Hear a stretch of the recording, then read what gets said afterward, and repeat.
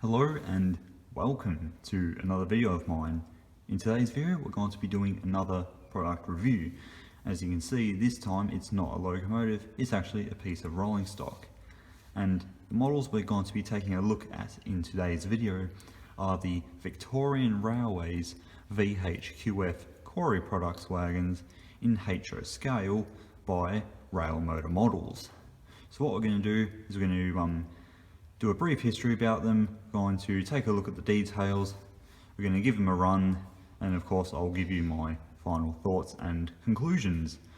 So if you like the sound of that, be sure to hit the subscribe button, and that way you keep up to date for when I upload my next video. So to start off, let me give you a very brief history about the class.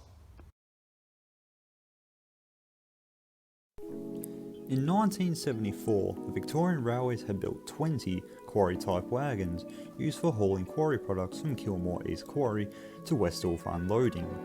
These were known as the JQF quarry wagons. In 1977, they were recoded to VHQY, and in 1994 the class size had doubled, with wagons from the VHCX, VHDX and VHRX classes being converted to VHQF with numbers 201 to 225, for a total of 50 wagons. The VHRX wagons took on numbers 211 to 223, adding 210 to their previous number, while the three VHDX wagons kept their original numbers of 201, 202 and 208, and the VHCX wagons randomly filled numbers 203, 203 to 207, 209, 210, 224 and 225. Despite the duplication with the VHJX groups 203 to 207, 209 and 210, with the VHJX and VHDX originally the same class of wagon. Later in their service life they had various modifications added, such as sheet metal on the ends to stop rocks accumulating on the ends of the wagons. Over the years they had received many different paint schemes, such as VR Red with VR logos, then VR Red with V-Line logos, all the way to V-Line Freight, then to Freight Victoria, which was later renamed to Freight Australia, then lastly to Pacific National. The wagons retired from service in 2015 and were taken to Tottenham Yard awaiting their future. Okay, so now we're going to take a look at the detail of these models. Now, I got the models a few weeks ago now from the Easter Model Train Show in Diamond Creek. Now, I got these directly from the Railmotor Models stand for a cost of $40 each, which in my opinion is actually pretty good considering they're ready to run models. Now, what do I think about them after all this time? Well, after all this time, I think they're actually pretty nice. They got a nice amount of separately applied details. The decal work is nice and crisp and accurate. Now, one thing I will also like to point out is that the plastic used is actually self-coloured. So this, I don't think, has been painted separately. They're self-coloured plastic, and the red that they used for that is pretty good as well. It's got some nice end detail, like for example it's got shunter steps, brake wheel and all that. It's got various handrails, and same on the other end as well. It's got genuine metal KD couplings, it's got metal wheels, and overall the detail is pretty good for $40. They run pretty good as well. Now, they don't come with any additional weight. The only weight is of the wheels. However, I found that I haven't really had any issues with these. Although, one thing I did have an issue with was when I got these, the bogies, at least the screw that holds them on, was just a little bit too tight. So I would advise people, if you do get the ready to run versions, that you just back off the screw just ever so slightly to allow the bogies to swivel a little bit better. And ever since I did that, they run fantastic. So as you can see, I've got 3 wagons. Picked these up for $40 each. So yeah, not a bad investment, honestly.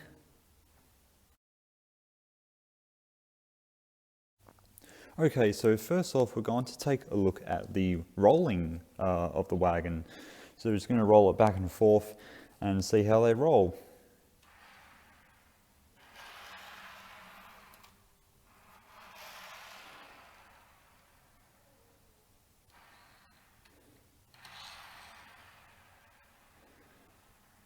It's not bad, but with a little bit of extra weight, I think it could be better.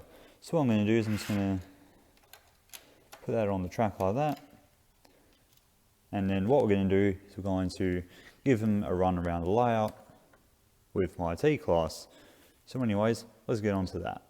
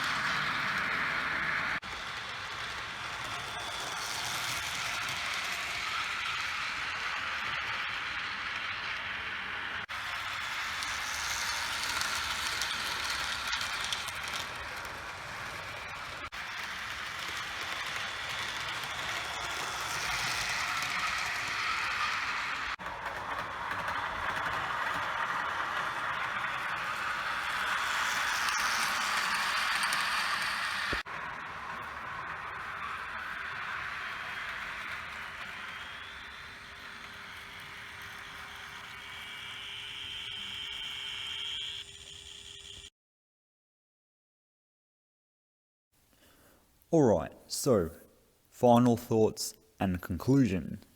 First off, let's talk about the running. Despite no additional weight being added to these wagons, the wagons actually run extremely well. Now, keep in mind, when I talked about the detailing, I had to back off that screw holding the bogies on ever so slightly so that they run a lot better. Now, I don't know if that's going to be the case for every single one of these wagons, but at least that's just what happened with mine. And once I did that, they run extremely well. So running, big thumbs up from me. The detail is also pretty good as well, despite being a kit that's been sold as a ready to run. Now, I will touch on that a little bit later. So, the detail is also pretty good as well, although I would like it if they had perhaps air hoses added, as the real things do have air hoses. They got metal KD couplings and metal wheels, so that's another bonus. Now the packaging that they come in is very basic, and I'll show you that a little bit later. So overall, what do I think of these wagons? Detail's great, the build quality is also very good, and running is also extremely good. So overall, I'll give these wagons a solid 8.5 out of 10. Okay, so let me just touch on the whole ready to run and kit built thing. Now, these ready to run wagons are being sold as ready to runs, but what they actually are, they're the kit versions that have been built and sold as ready to runs is what they are. So that's what I've got for myself. Now, as far as I'm aware, you can only get these directly from Railmotor Models themselves. You have to email them, and I'll put their email on the bottom of the screen, and put your order through there. Or you can find them at exhibitions, and it just so happened that they were at Diamond Creek, which is where I got mine. Now, they do come in boxes like this, and then here's the other side. So yeah, those are the boxes that they come in. Now, let me just talk about the kit versions. The kit versions you have to build up yourself, obviously. Now, here's my main gripe with the kits. Now, the kits, they don't come with bogies. That's my biggest gripe with them. Now, couplers, that's understandable. A lot of kits these days don't come with couplers, so that's understandable. But bogies and wheels, that's a bit disappointing. I would like it if they did come with bogies and wheels. However, not these ones. Just means you have to spend a little bit extra. And in fact, if you get the kits of these, you're going to be paying more to finish them than you would to get the ready to run model. So these were $40 each, as you see in front of you. Everything, wheels, bogies, couplers, everything. Didn't have to pay any extra for extra parts. Whereas with the kits, you have to pay extra for bogies and extra for couplers, and it just gets pretty expensive, especially if you want to build a nice long train of these. So in my opinion, it's actually better off going with the kits, as it's more economical for when it comes to price, that is. So that's my main gripe with the kit versions of these wagons. So if you are going to get these, I recommend you get the ready to run versions. Alright, so that will be it for today's video. Now, I do hope you enjoyed it, and as always, I'll leave a link to where you can get these and also the kit versions down below. Now, of course, if you have any feedback about this video and these wagons, then of course, please feel free to leave a comment in the comments section below, and I'll try and answer your comments as best as I can, as always. So anyways, thanks for watching, and as always, I'll see you guys in my next video. Take care, stay safe, and have a nice day. Bye everyone.